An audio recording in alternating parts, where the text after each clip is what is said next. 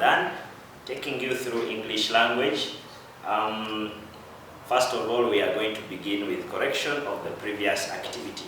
I remember giving you an activity of which we meant to write a letter to your pen pal in Germany, asking him or her about the coronavirus situation there. I remember also telling you that when you're writing a letter, be specific to the person or the gender of the person you're writing to. If it is a lady or a girl, don't again say him or her, please. So we have an example that we can use here. This is a letter. Remember, you had a specific address that you're supposed to have, and this is ARC Junior School, P.O. Box 114, Mbale, 18th May 2020. Dear Bruno, you can have any name. I am sure that your pen pal may not be my pen pal. So, dear Bruno, if it is a lady, you can use the female name. How is life in Germany? Remember, we are writing to somebody who is in Germany. This way in Uganda, the going is quite tough.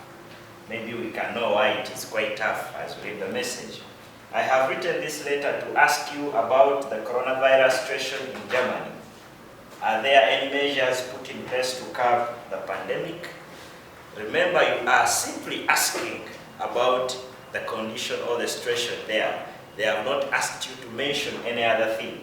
So this question can be simply an addition of the message and just leave it at that. Don't put any answers. I hope you are doing well. How is the situation? I hope it is fine. I remember cautioning you against that. So now, in conclusion, please remember to send me a reply on this. God bless you. The message should be as brief as that. I remember telling you, in any letter when you have been given instructions to use, be precise and let the message be very clear. So this is enough. Thank you so much. I hope you have also followed, you have compared with yours, and maybe you are able to correct where you had made a mistake. Remember, for any letter you are going to write, have the checkpoints, all the parts of the letter there, and if there is any part missed, then you need to make correction. So, having had the correction, I think straightforward we can look at the next lesson. This is where the letter is ending, your pen pal. Since they said you're writing to your pen pal, this is the best way to end such a letter. And I remember telling you, let the ending or the signature be your first name or the religious name. Don't put here those names of your ancestors and so on. In a friendly letter, it's not allowed. So that is the ending of the letter. Now, let us go straight forward to lesson 4. And by the way, this activity marked the end of our lesson about, or lessons about friendly letters or informal letters. So, in lesson 4, we are going to look at formal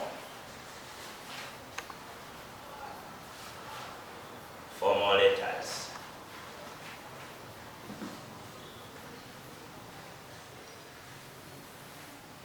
I got some messages from some of you who were asking, we have talked about friendly letters, informal letters. What about formal letters? Here we are now. Of course, we had to go in a systematic way. We couldn't go, or we couldn't mix formal letters with informal letters. So, here we are, informal letters. The first question would be, what is a formal letter? And perhaps, are there any other words that can mean formal letter? A formal letter can also be known as a business letter. It can also be known as an official letter. Actually, the word formal means official.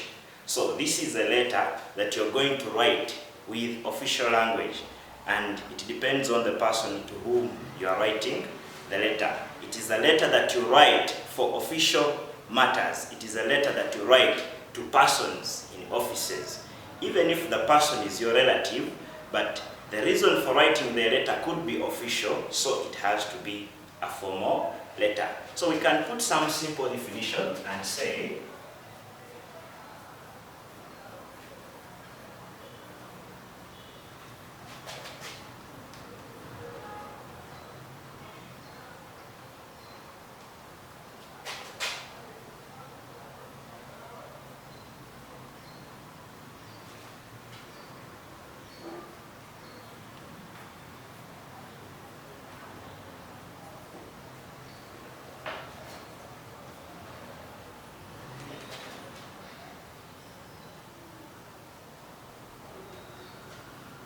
a formal letter is one written to persons in offices. We can say persons, we can say people, there's no problem.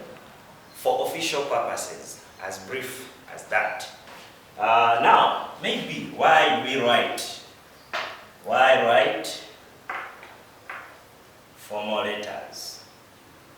You can say why write official letters, since the two words mean the same. If you write an official letter, what could be the reasons for writing such a letter? Now, these reasons for writing the official letters are going to create the categories of official letters. Actually, when we are looking at the categories of official letters, we base on the reasons for writing the official letters. One, I am very sure that if you are applying for either a vacancy or a job, write an official letter. So we can write a formal letter or an official letter to apply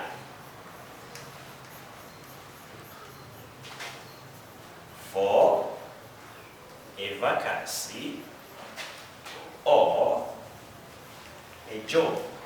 You can apply for a vacancy or a place in a school or an institution, or you can apply for a job. Write a formal letter.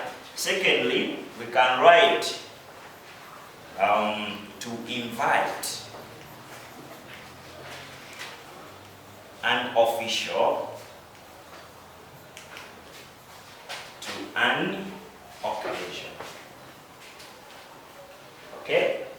Don't say to invite a person in this case. If you are inviting a person, it will be a personal letter. So we are saying to invite an official to an occasion. The official can be chairman or chairperson, or maybe head teacher, or maybe lecturer, as long as the person is an official person or someone who holds an office. We can also write a formal letter to apologize. To apologize an official. Remember, officials are leaders, okay? So you can write a formal letter to apologize. You can also write a formal letter to make an order.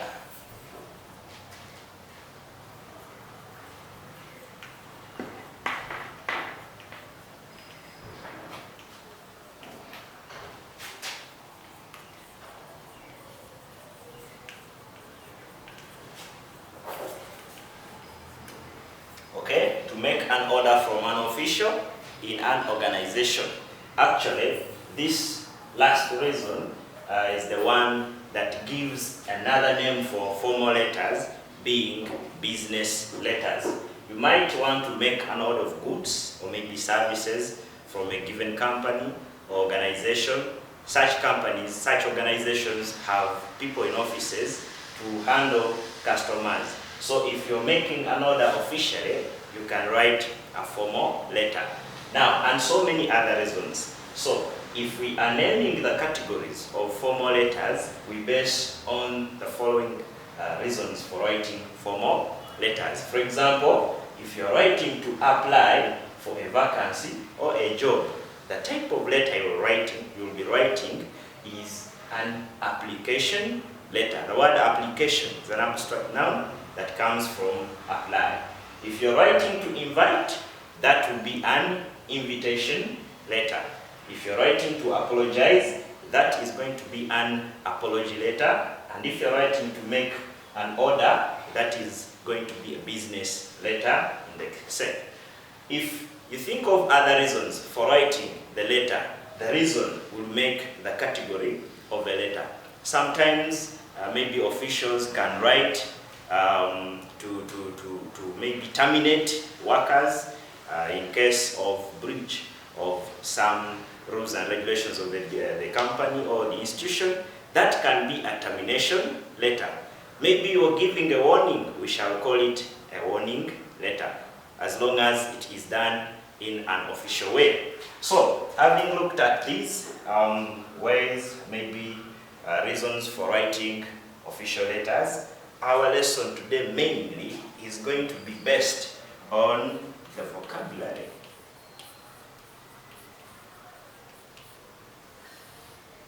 I remember telling you that an English lesson or English language as a subject is based on these aspects: vocabulary, grammar, language structures, comprehension, and composition.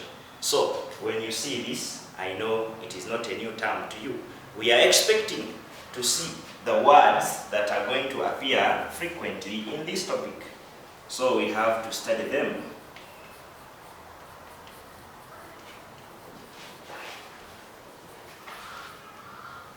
As we are studying these words, we should take note of the way they are pronounced, their pronunciation, and then their right spellings, and maybe their meanings, and how we can use them in sentences or to construct sentences.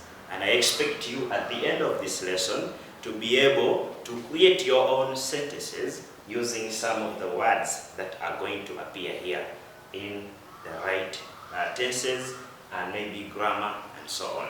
So, I know you know many of the words that can come in a letter, some of which we have discussed before in the lesson about informal or personal letters. I will not repeat those that we may have seen before. Maybe I will pick on a few that are quite new as far as official letters are concerned. One of the words we expect to see is this word, reason. Sometimes we call it reference. I also expect us to see words like addressers,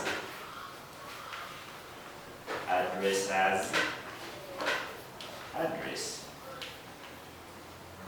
Another word I expect you to meet here is addressees,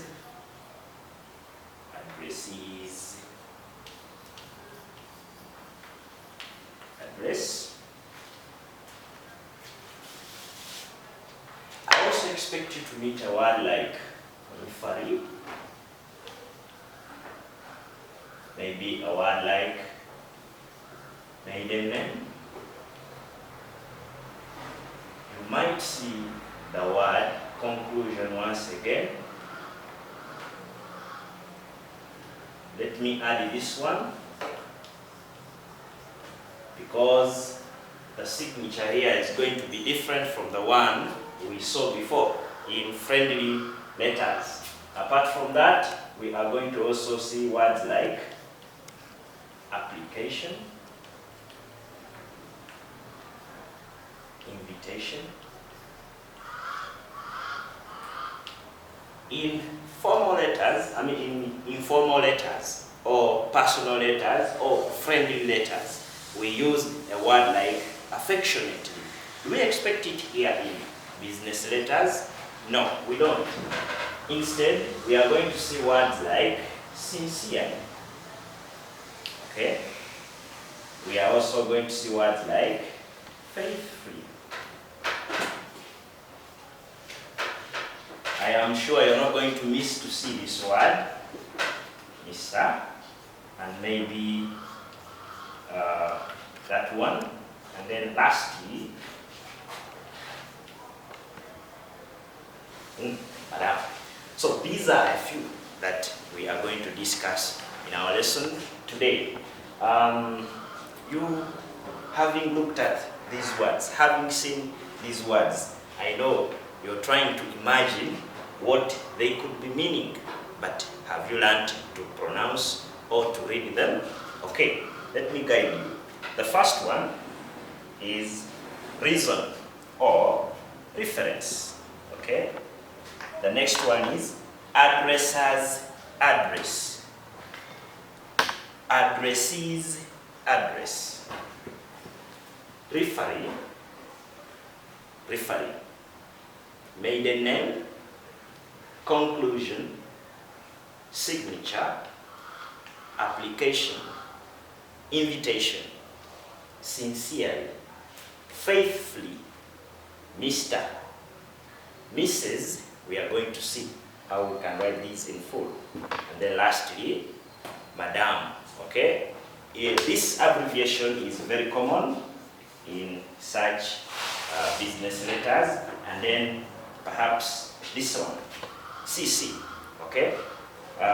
For your own information or maybe benefit, I will add you these last two for the sake. However, we are going to have a lesson about abbreviations and we are going to expound on them.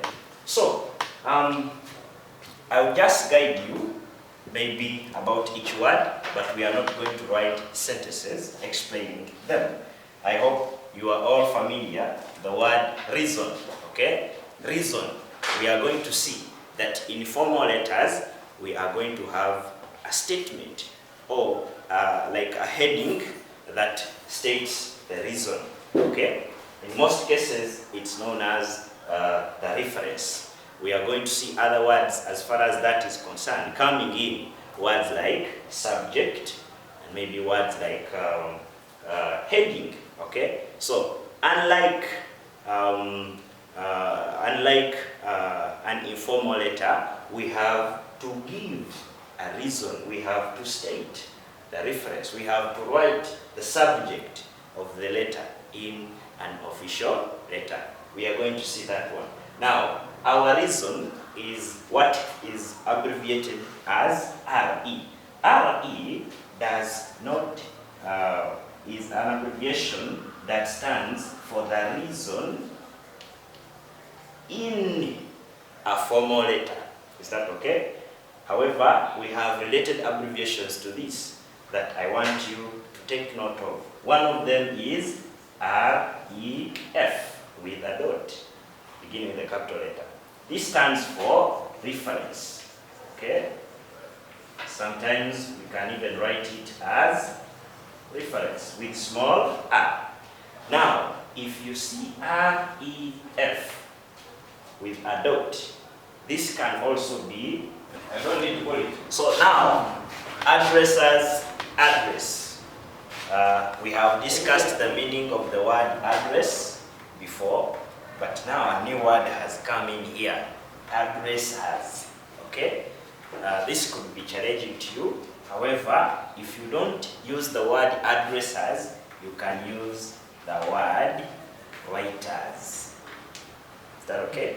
Or maybe you don't want to use the word writers, you can use the word senders. Okay? The person sending the letter or the person writing the letter. That is the addresser's address. Now, addressee can also mean receiver. You get that? Receiver. So, instead of saying addressee's address, in simple terms, we can say receiver's address. So, if I am to ask you, who is an addressee as far as a formal letter is concerned, you will know that an addressee is a receiver, or the person to whom the letter has been written. In this case, an official.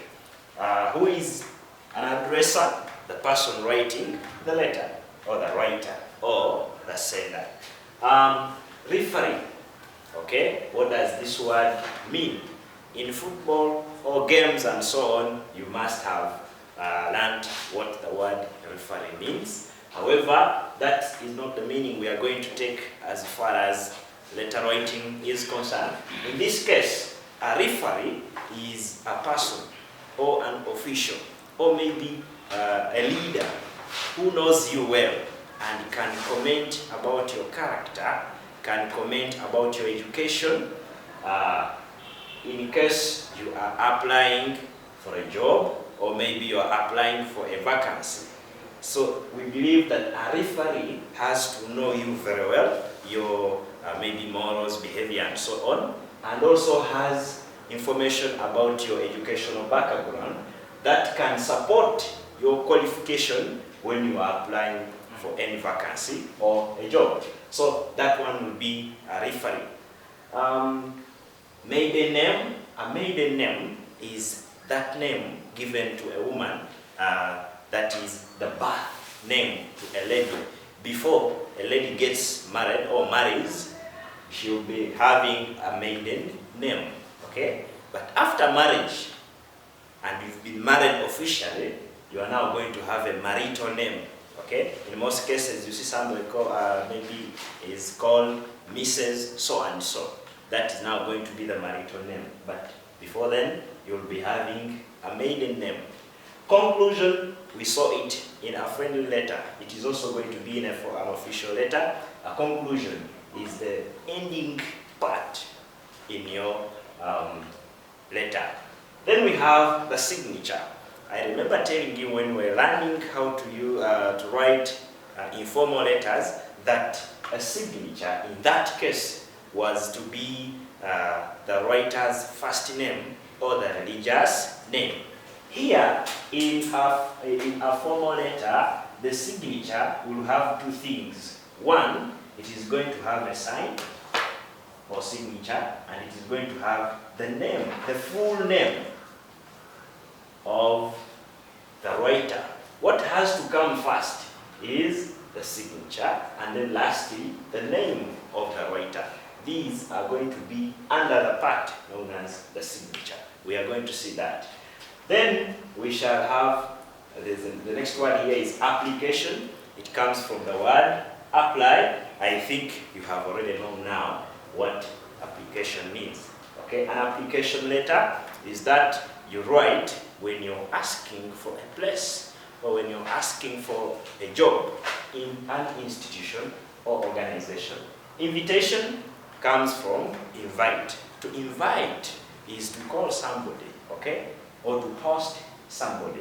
Now, there are some letters that we write to officials to invite them to maybe occasions and so on. Such a letter would be called an invitation letter. If I say sincerely, these two words are adverbs, sincerely and then faithfully. Sincerely means in an honest way, okay? Something has been done honestly. We are going to see how to use any of these two words in a letter. And then the other one is faithfully. Faithfully means in a loyal and true way. In a loyal and true way.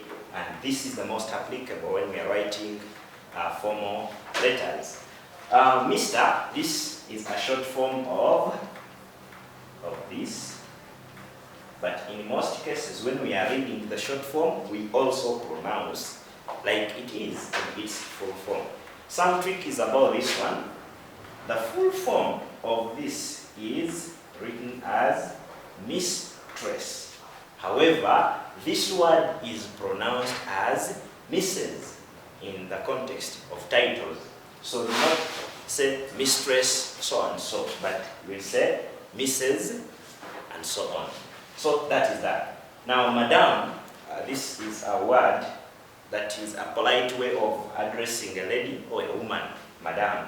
And then it is always opposed of sir, if you are addressing a gentleman or a man. I have explained this. CC in letter writing stands for CC in letter writing stands for carbon copy.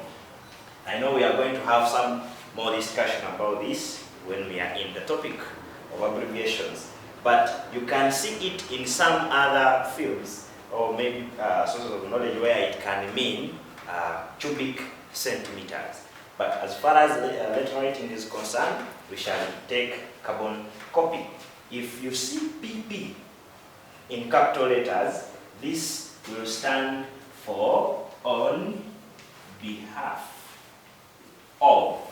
Or if you don't use this, we can say person, person present. So all these we are going to see how we can use PP maybe in letter writing. You can use this when you're signing a letter on behalf of an official who may not be there at that time. You may have seen that maybe a letter can be written by the head teacher, okay, and the head teacher is not around. Maybe the deputy head teacher is the one signing that letter on behalf of the head teacher. Before you put the signature, you put PP, but they should be capital letters. I have just wrote this so that you can know the two and you may not confuse yourselves. If you see PP in small letters, this stands for pages, okay? Pages. So now you should know which one to use as far as letter writing is concerned. Having discussed these some of the words that we are going to meet in this lesson or in this topic of formal letters, I want to take you to another step that is actually our last one for today.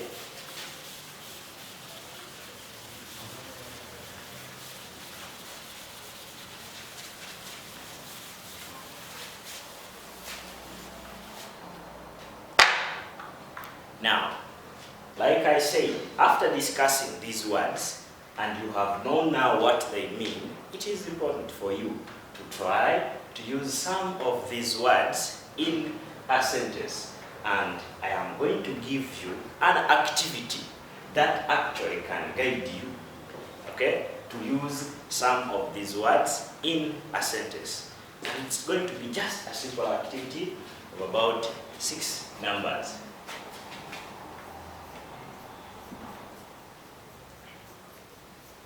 Now,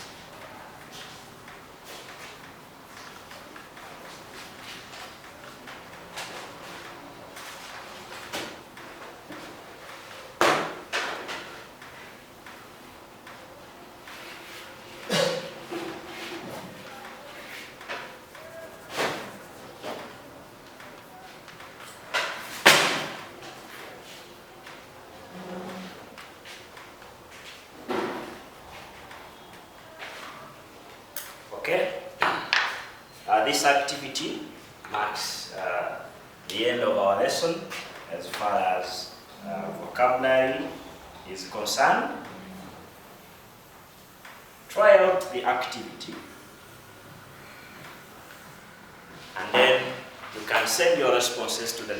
It is a simple activity that tries to test whether you are able to use some of the words that you are likely to meet in this lesson or in this topic of formal letters. Now here we have arranged alphabetically. I know you have learned how to arrange words in alphabetical order. You have heard all these.